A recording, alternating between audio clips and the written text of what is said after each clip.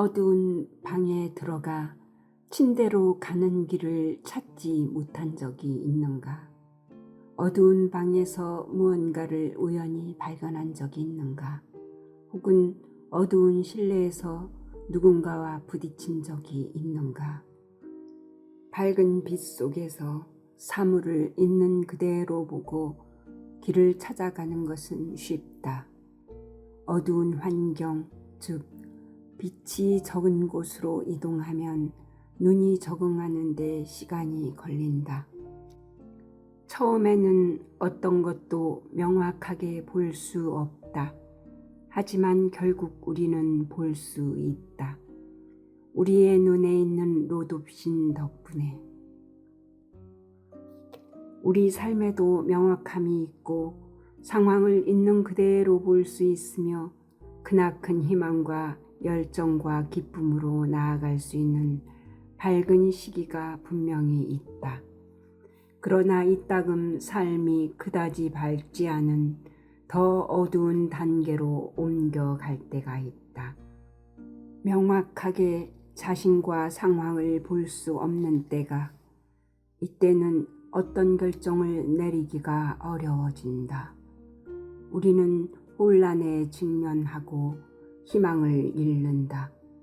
우리 삶이 이 단계에서 좋은 안내와 지원을 받고 인내할 수 있다면 우리는 머지않아 이 어두운 곳에서도 자신의 길을 발견하고 절망을 이겨내는 법을 배우게 된다. 바로 생명의 로돛신 효과 덕분에. 에피소드 2.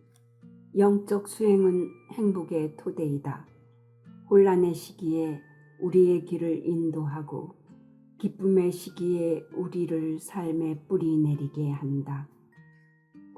틱나카는 말한다.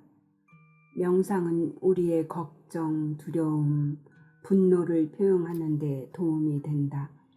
그리고 그 자체가 치유이다.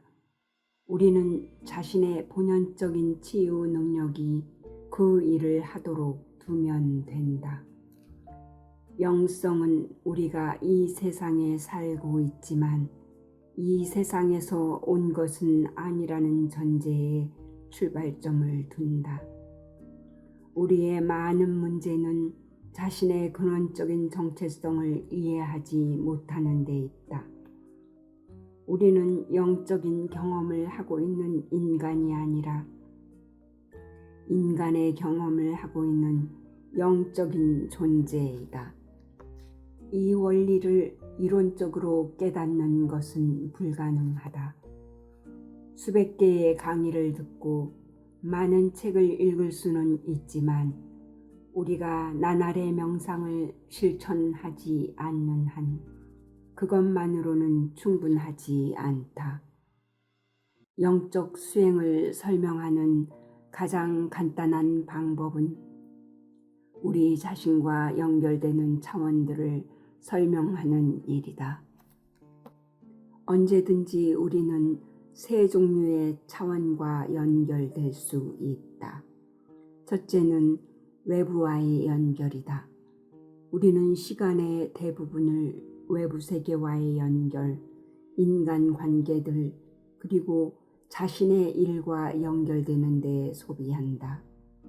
이것들 모두 중요하지만 만약 내면으로의 방향이 없다면 길을 잃을 수 있다.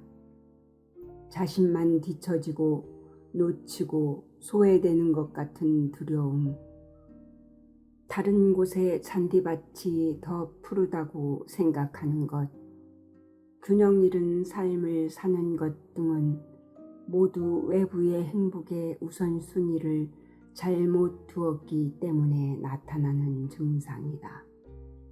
둘째는 자기 내면과의 연결이다.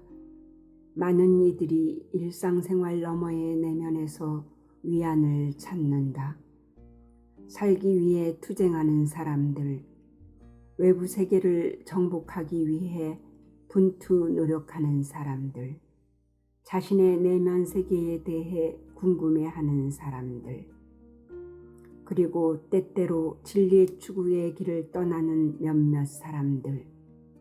이들 모두 내면으로의 여행을 시작할 가능성이 있는 사람들이다. 셋째는 자기 너머와의 연결이다.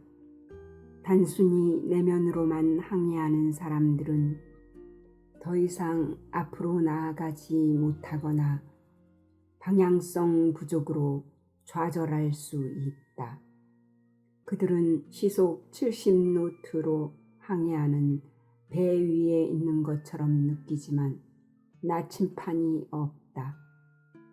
자기 너머와 연결된다는 것은 절대자와의 관계 혹은 자신보다 더 높은 존재와의 관계를 다시 세우는 것을 의미한다. 신은 하나이며 단지 문화마다 다르게 인식될 뿐이다.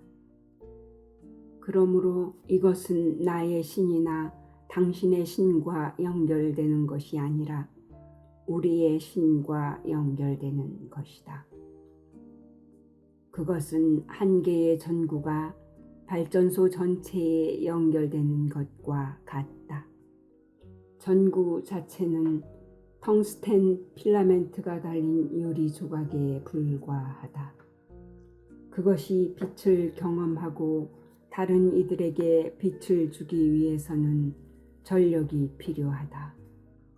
마찬가지로 우리 자신에게 사랑을 주고 다른 이들에게 사랑을 줄 수 있게 하는 것은 우리 자신보다 더 높은 어떤 존재와의 연결이다. 에피소드 3. 수천 년 전 한 무리의 마을 사람들이 산속 동굴 안에서 명상을 하고 있는 성자를 찾아왔다. 수십 년간의 명상은 그의 앞에 놓인 어떤 문제도 해결할 수 있는 지혜를 주었다. 마을 사람들은 숨을 헐떡이며 그에게 다가갔고 그들 중 한 명이 두려움에 질식한 목소리로 애원했다.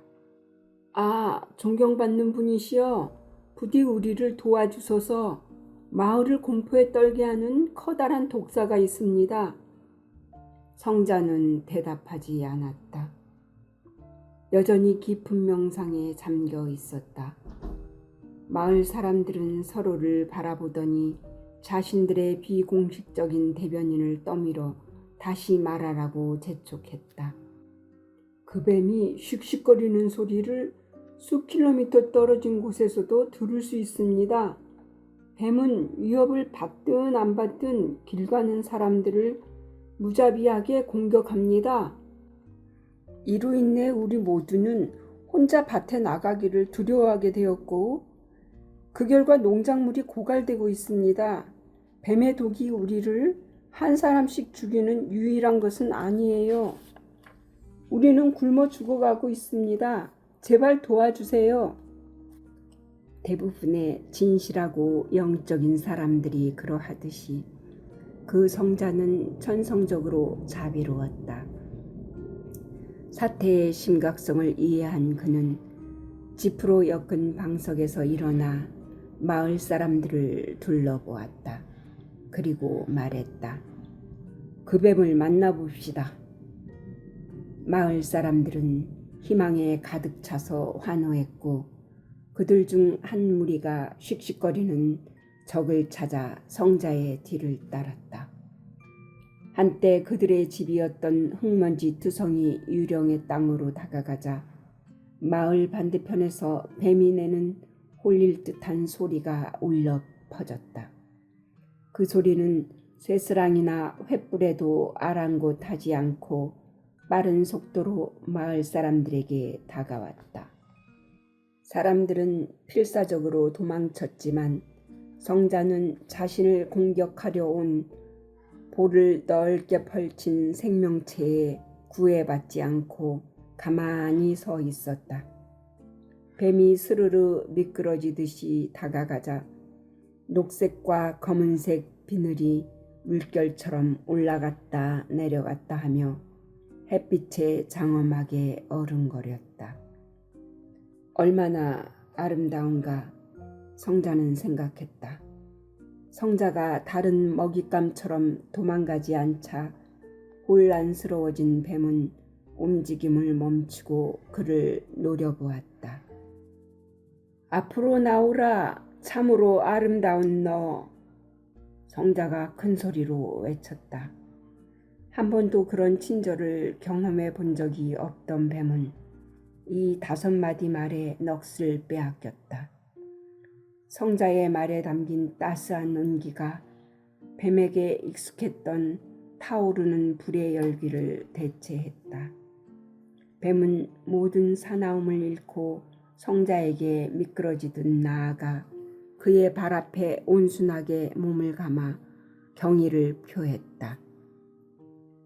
나무들 뒤에 숨어있던 그리고 일부는 들판 건너편에 있던 마을 사람들은 성자와 뱀의 대화를 들을 수 없었다. 다만 자신들의 눈을 믿을 수 없어 하며 멀리서 바라보고 있었다. 그대의 아름다움에 큰 감동을 받았구나. 성자는 마치 오랜 친구처럼 뱀에게 말했다. 그런데 그대는 왜 그토록 마을 사람들을 괴롭히는가? 뱀은 머리를 아래로 내렸다. 너의 파괴적인 방식을 버리고 가난한 마을 사람들을 불필요하게 공포에 떨게 하지 마라. 그들을 물지 마라. 그들은 너의 상대가 되지 않는다.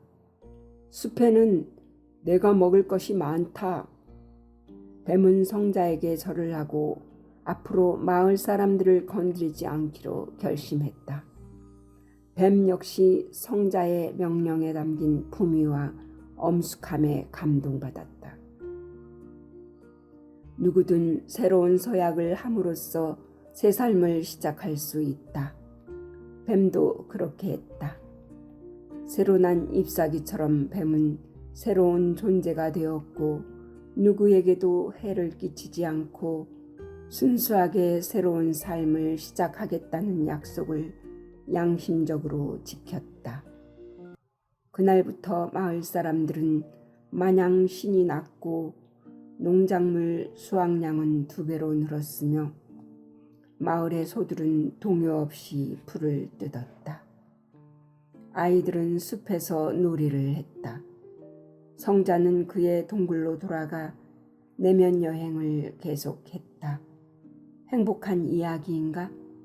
아직은 아니다. 몇 달 후 성자는 목숨을 부지할 만큼의 식량을 구걸하기 위해 산에서 내려왔다. 마을을 향해 걸어가던 그는 그 뱀이 나무 뿌리 근처에 감겨 있는 것을 보았다. 몸이 짓이겨져 거의 죽은 것처럼 보였다. 아름답던 비늘도 군데군데 떨어져 나간 상태였다. 말할 수 없이 쇠약하고 부상을 입었으며 온몸에 상처가 가득했다. 사랑하는 친구여, 무슨 일이 있었던 건가? 성자는 연민심을 담아 물었다. 이것이 선함의 결실이지요. 뱀이 대답했다. 독이 바싹 말랐지만 뱀은 씁쓸하게 말했다. 나는 당신에게 순종했어요. 그래서 괴롭히는 행동을 그만두었어요. 마을 사람들을 내버려두고 공격을 멈췄어요. 하지만 그 결과 나에게 무슨 일이 일어났는지 보세요.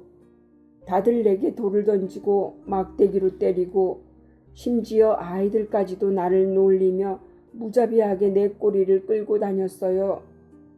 나는 이제 웃음거리로 전락했어요.